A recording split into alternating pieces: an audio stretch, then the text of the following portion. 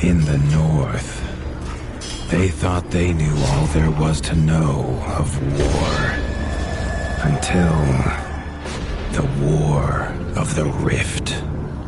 While the Southern King hid, warm in his keep, the Darkwings cut their bloody trail from frozen north to winter's edge. Alone, the Warden and his small garrison turned their whiskers to the icy wind. At the end of hope, in a last barrage, they wiped Batkind from the land and memory. With no sign of the Darkwings' return, in time, few believed them little more than a fairy's tale. But at Mount Cauldron, time had been all they needed. An old enemy claws free of their icy tomb and hungers for vengeance. But not all is lost. King Rattus brings north a cause for hope. A bastard prince, placed in the paws of the Warden of the Wastes to raise as his own. A secret of blood never to be told. Now, fate calls for a hero in a murderous screech, and one young rat will answer.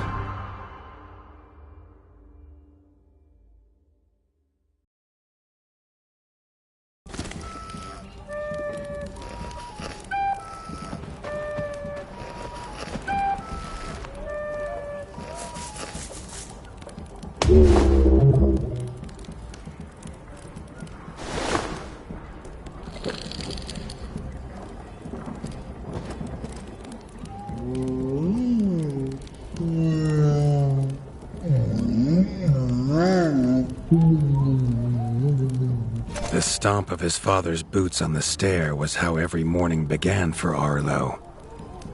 The booming shout to ready himself was louder still, but such was Lord Eivor's zeal at a new day. Dawn was breaking over winter's edge, and Arlo was yet to miss one.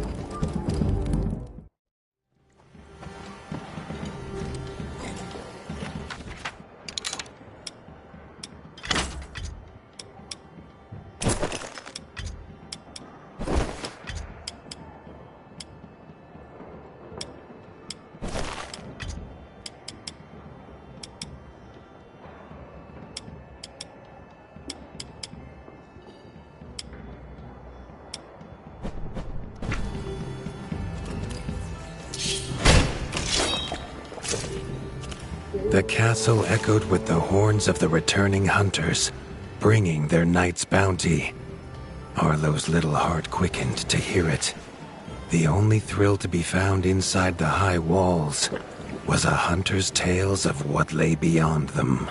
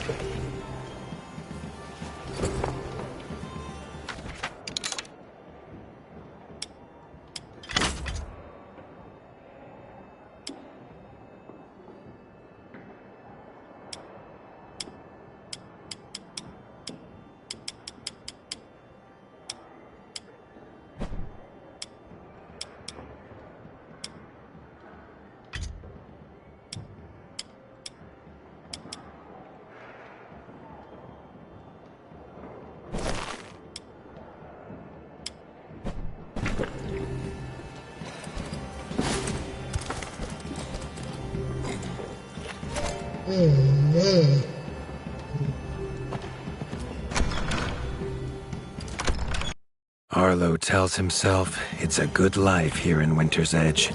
The bustling of contented rat folk, the crisp mountain air, and without the endless scourge of frogs the southerners suffer. Why should he want for more?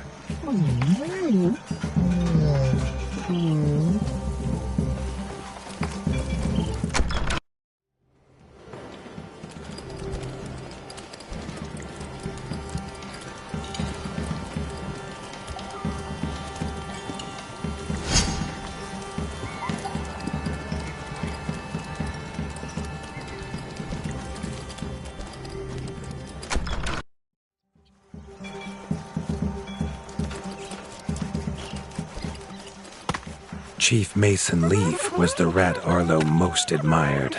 As younger brother to Lord Eivor, his carefree uncle never faced the burden of being warden of the wastes. With walls this strong, his duties were light, leaving him plenty of time for his nephew.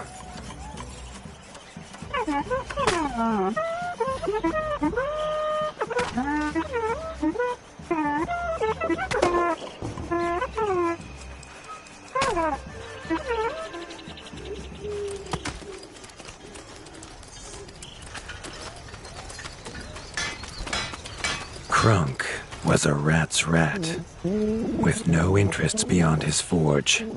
If you have the parts, this mastercraft's rat can make armor and weapons that would see off a sky scorcher bite, or so he claims. Arlo wondered how well they'd do against something that wasn't a myth.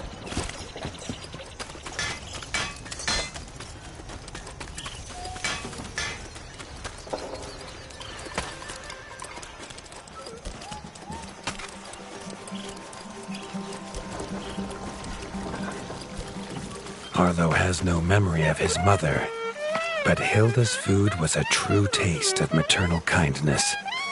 With the right ingredients, she would make meals nourishing to body and soul. Tiki's shop was perhaps Arlo's favorite, as the shopkeeper had wares from far and wide. But getting him to part with his curiosities was never easy.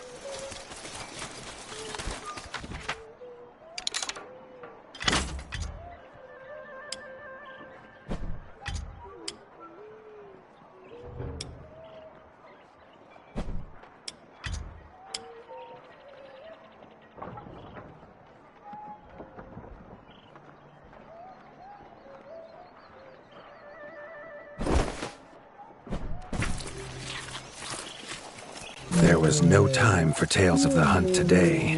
Lord Eivor was already dividing what was an excellent haul, happy to see his people provided for.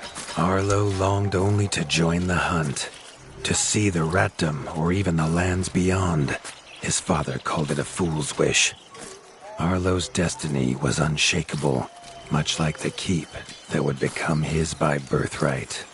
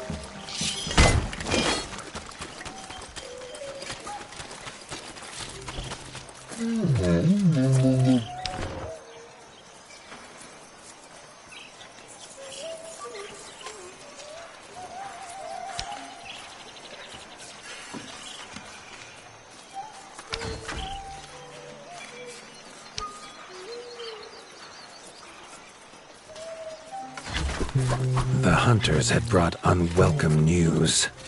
A family of the reviled creatures ratfolk called backstabbers had moved into the wastes. Eivor told his son to fetch his weapons.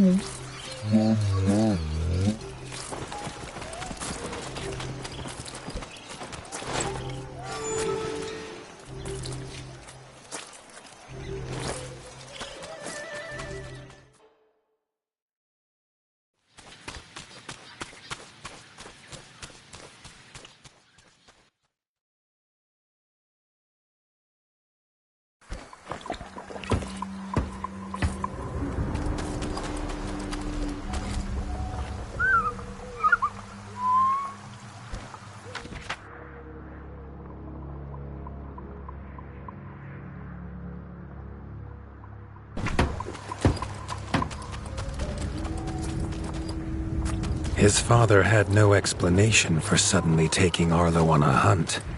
It even gave the hunters pause. Arlo had been taught to fight, and better than most. But rarely had he been tested.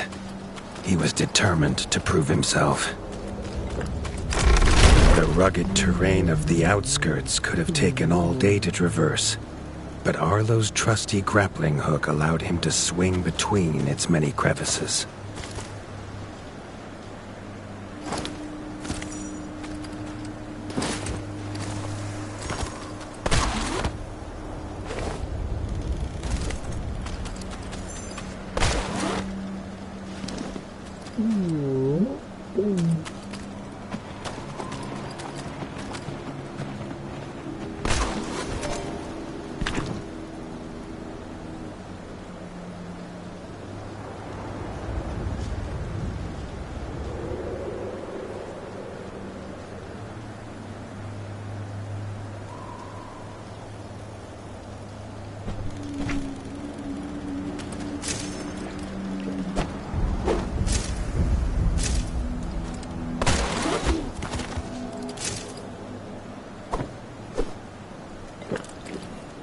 Arlo liked the feel of a sharp axe cutting through the vines.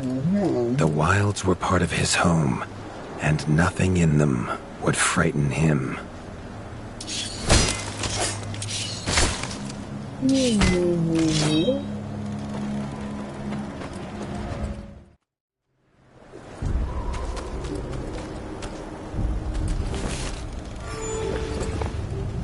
The famous frostberry bushes of the wastes were in full fruit already. Their juice made a healthy tonic, though Lord Eivor preferred them fermented.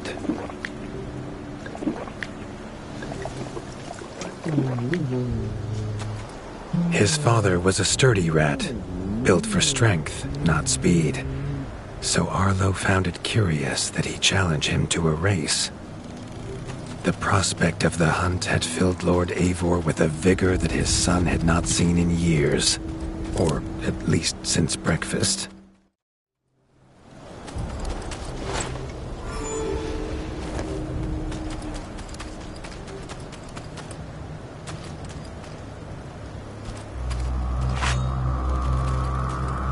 A warden fights the hardest battles, he told Arlo, and needs the sharpest blade.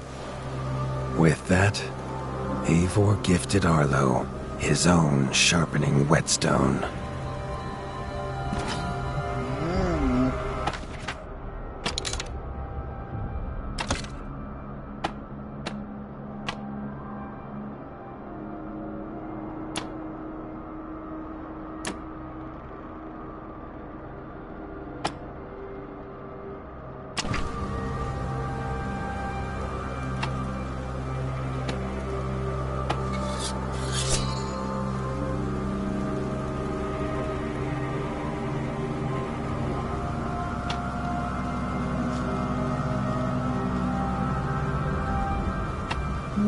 Whether these beasts were named for their spines, or for some past unforgivable deed, no rat knew.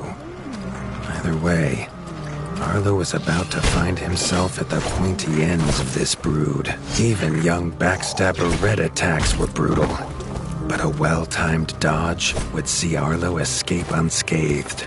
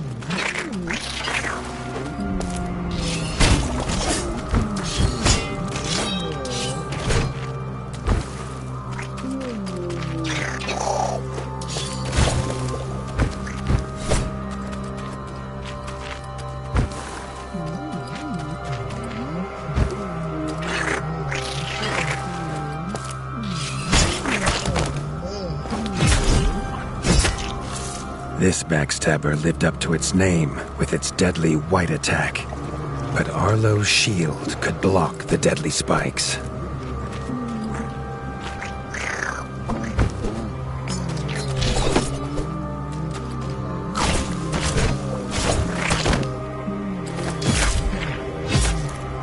This young one used vicious yellow attacks. Arlo had to time his parries perfectly.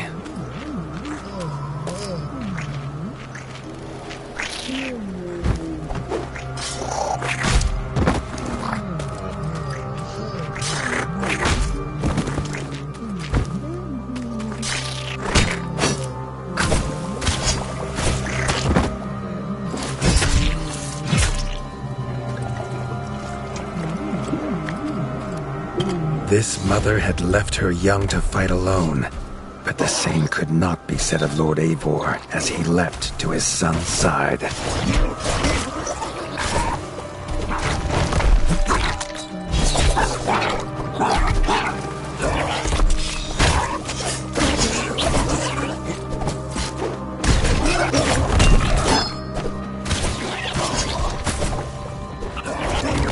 It was Lord Eivor's mighty blade that took her head, but the fight was won together.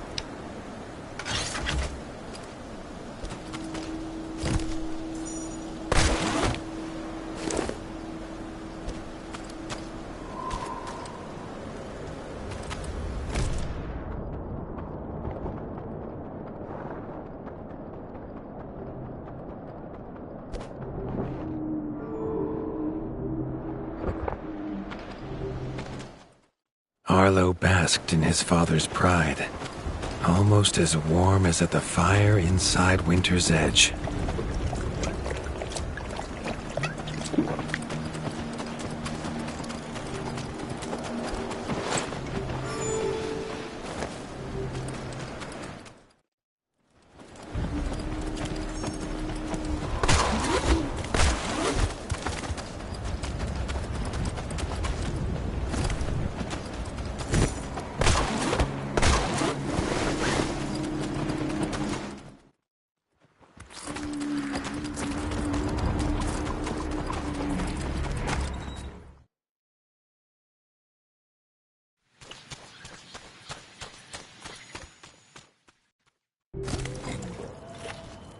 Triumphant and keen to tell the tale of his son's victories, Lord Eivor set to a night of drinking with the elders.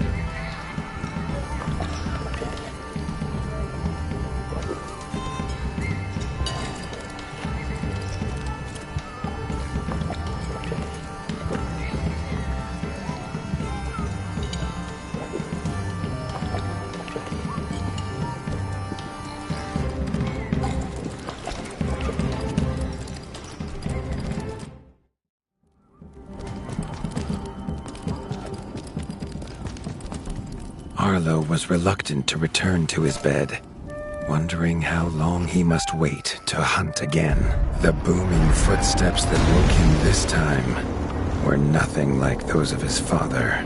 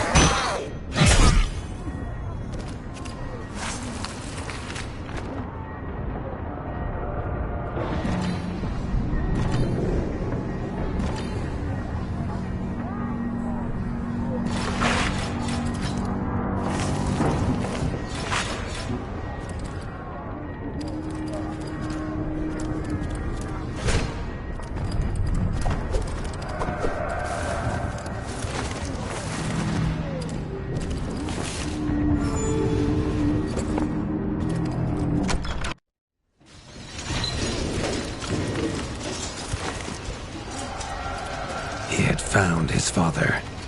The warden stood alone, holding back a whole Darkwing army, their cruel Count Kazak leading them. His father charged, but the Darkwing Count was as fast as he was strong. The Winter's crown tumbled to Arlo's feet, now without a head to rest on. There was no time to grieve his father, as from above the Count revealed his greatest weapon, a sky scorcher.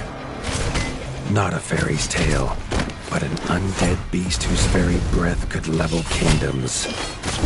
And its eye was trained on Arlo. All that came next was a fog of bloodlust, snapping jaws, and the beating of leathery wings. But there could be no victory. Arlo awoke, groggy and warm to his father's shouts. Only he wasn't in bed. The warmth was from the fire that had engulfed Winter's Edge, and the shouts were his uncle's. The only other survivor of the Darkwing attack, Leaf was bruised and his hind paws barely steady. He'd seen villagers flee to the outskirts. Arlo knew it was up to him to make them safe.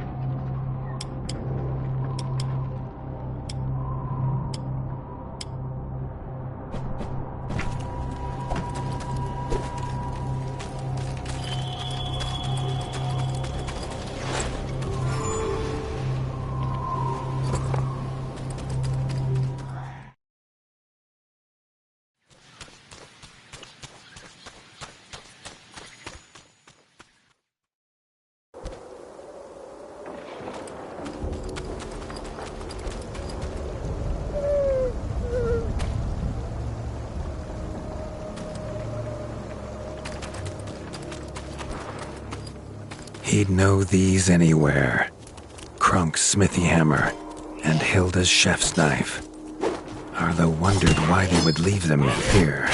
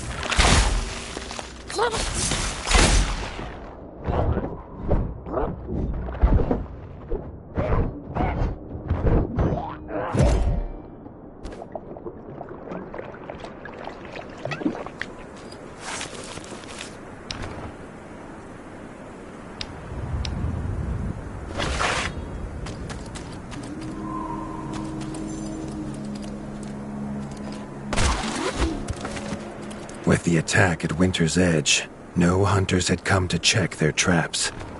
Harlow thought he might find a use for them.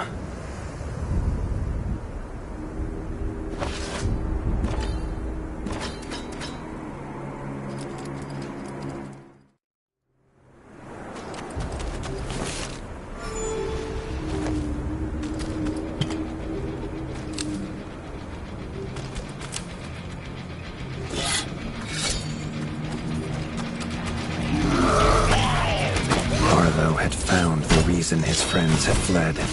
The taunting shrieks revealed that this was Baron Frostovic, son of the Darkwing who took his father, and therefore a perfect target for his revenge.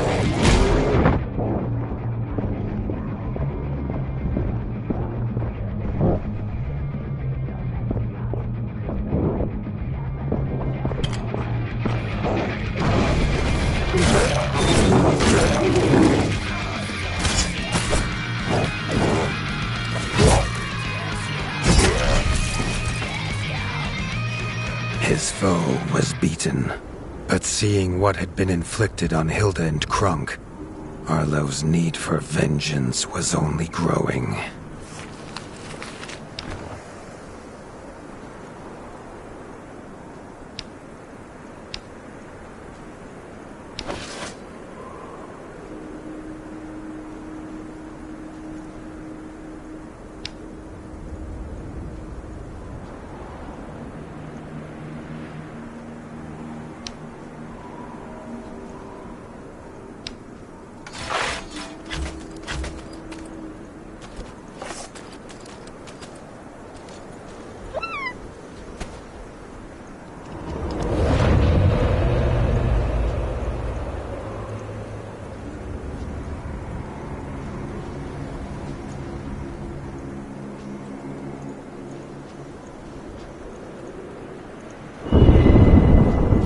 Suddenly wished to be within the walls of Winter's Edge, to hear the boot and boom of his father at dawn, a sound he realized he'd never hear again.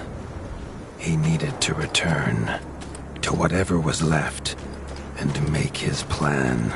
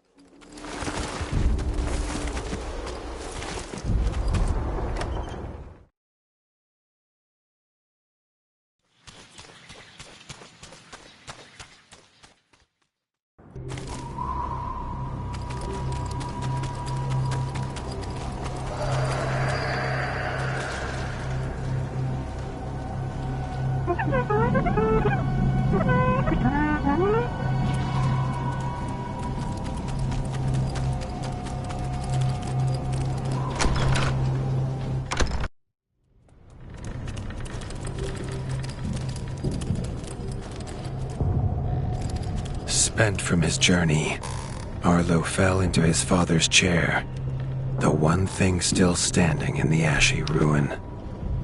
It was his chair now, along with the title of Warden of the Wastes. Arlo's shoulders slumped at the weight of it.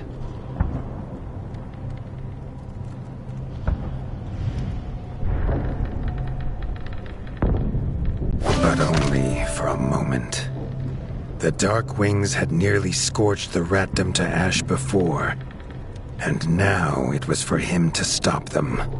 He was going to rebuild Winter's Edge, a beacon of hope from which to drive back the shadow.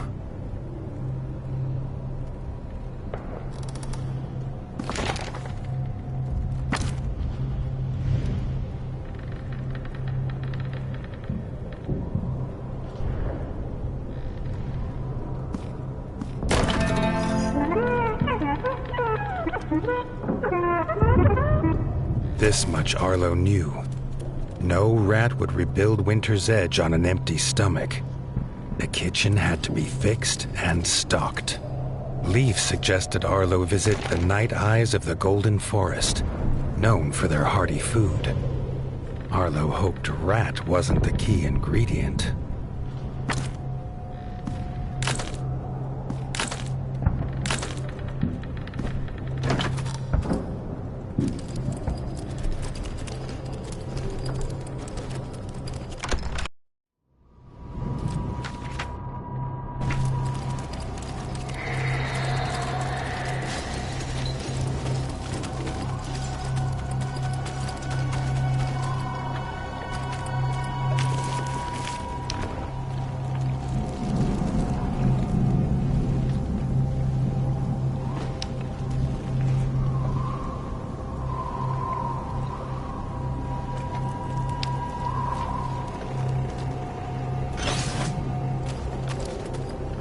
The smoke had attracted help in the unlikely form of a pirate. Captain Blacktail had seen many towns razed in his years, usually by his own paw, a fact he chose not to mention as he offered his services. The ship King Rattus's Revenge would take the young warden wherever he had need to go.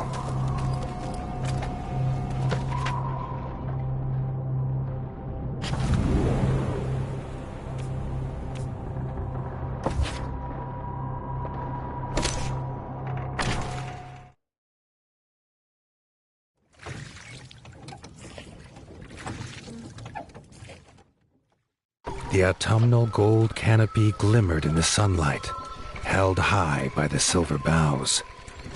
There was no denying the wonder of the golden forest.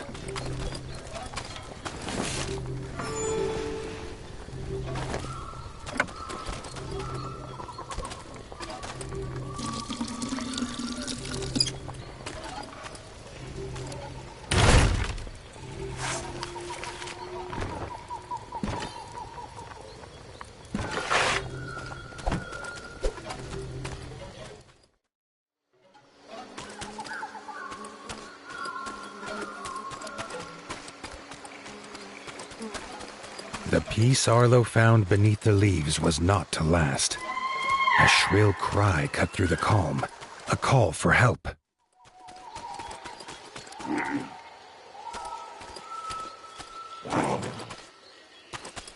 The hoots came from inside the bug farm, along with the stench of pond scum and villainy. A frog trap.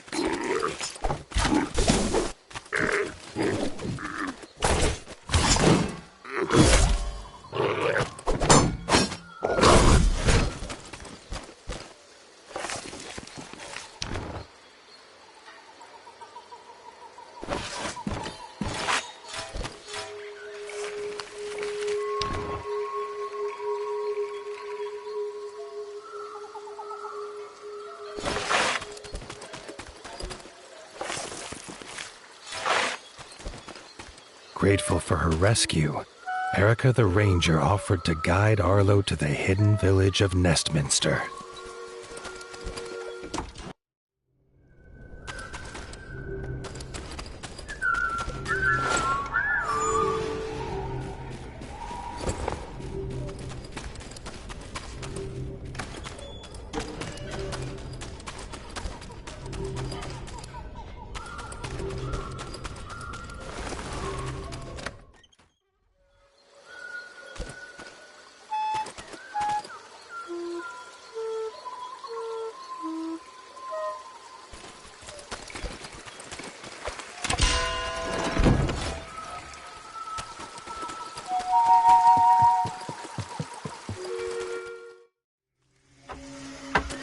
Nestminster's entrance was guarded. Under their helmet, the eyes of the guards seemed to glow. Was he prey walking into a hunter's camp?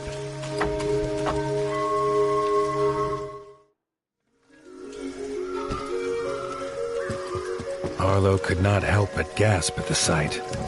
He had never seen a place so ornately crafted. It was nothing like the cold stone of home.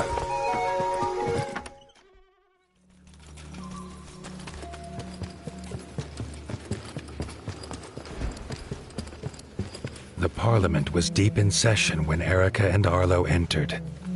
The Night-Eye elders listened, still as statues, to the pleading of a chef whose daughter Frey was missing.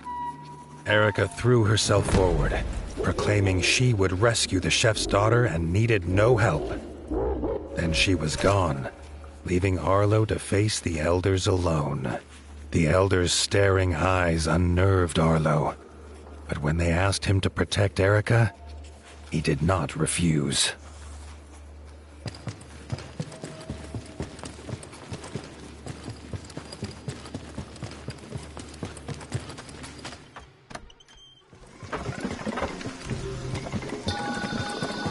Frey's father told them she wanted fish for a new soup recipe. He told her never to go to the dangerous Moonlight Pond, but she was stubborn as she was brave. The chef handed Arlo a few poison antidotes without explanation. Arlo wondered what could go in soup that would have him so scared.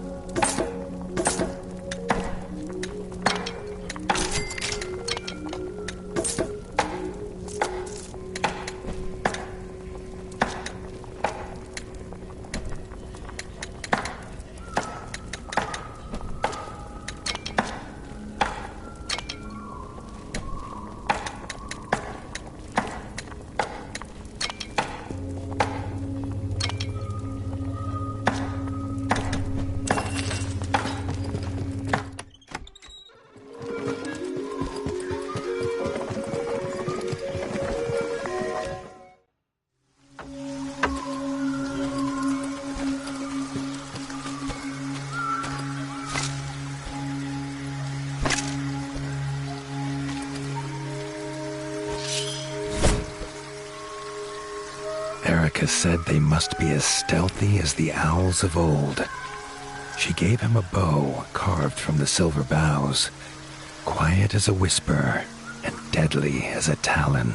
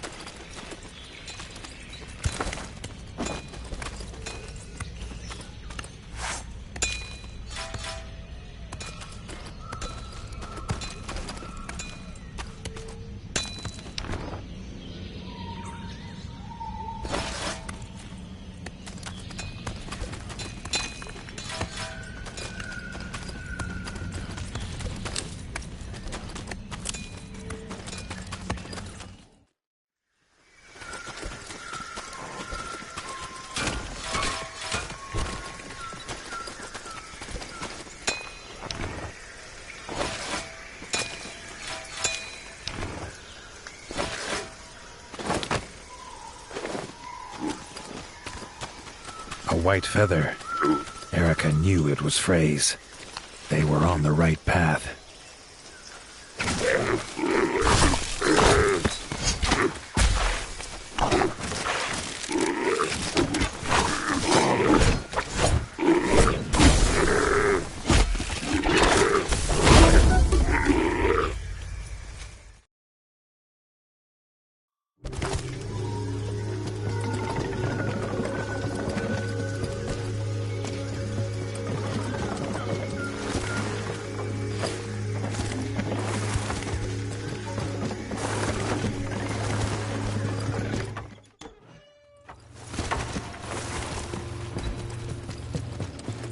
The Parliament was deep in session when Erica and Arlo entered.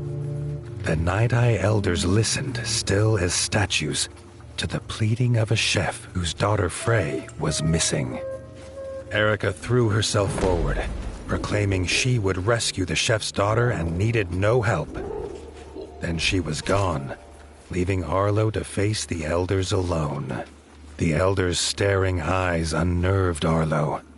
But when they asked him to protect Erica, he did not refuse.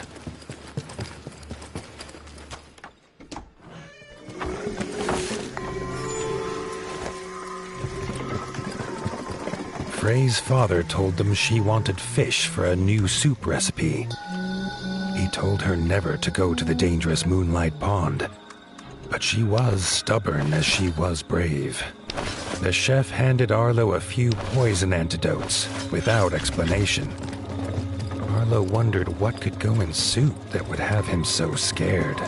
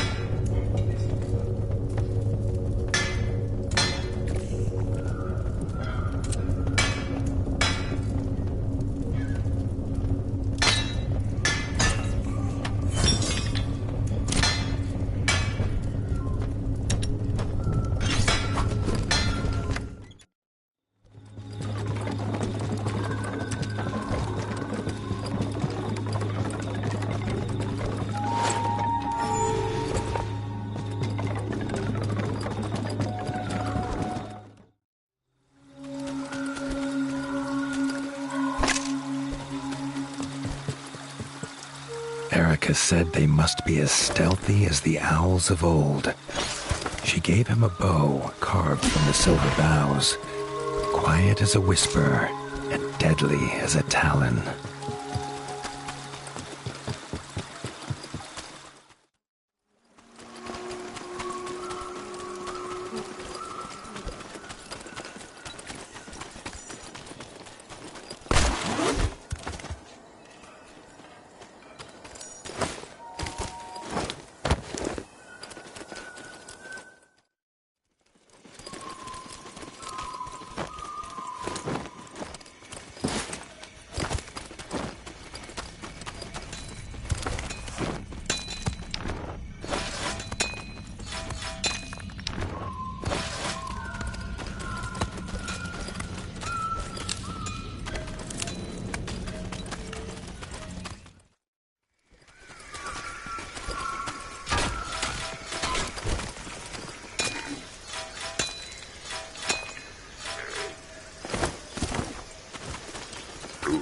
A white feather. Erica knew it was Frey's. They were on the right path.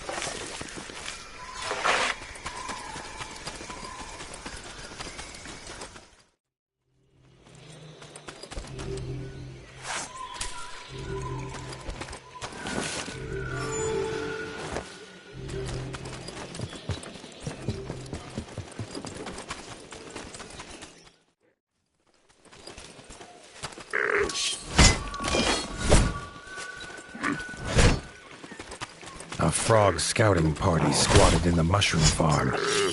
Arlo's arrows would make swift work of them.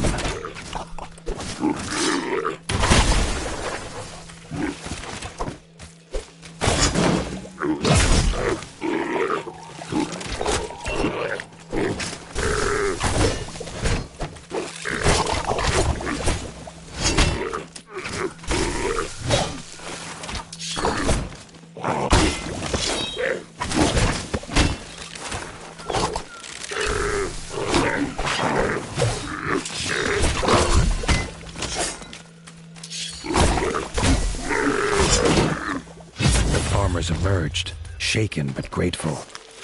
Arlo had never met stripe snouts before. Badger brothers Marco and Lorenzo's keen eyes had seen Frey go by, headed for the pond.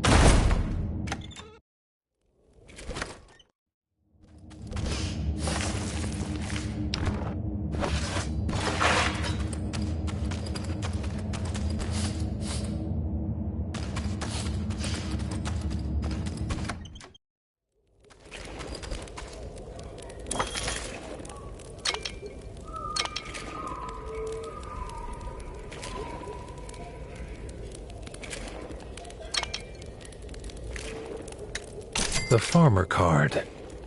What it lacks in power, it makes up for in its positive qualities.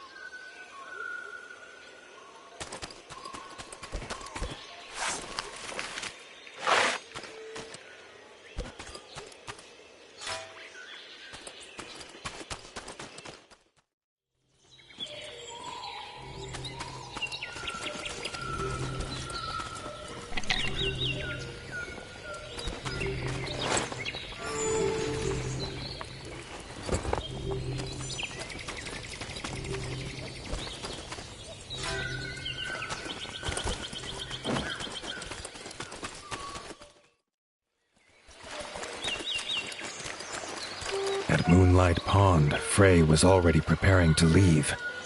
Her hunt, it seemed, was not done. With a hoot about an egg, she was gone.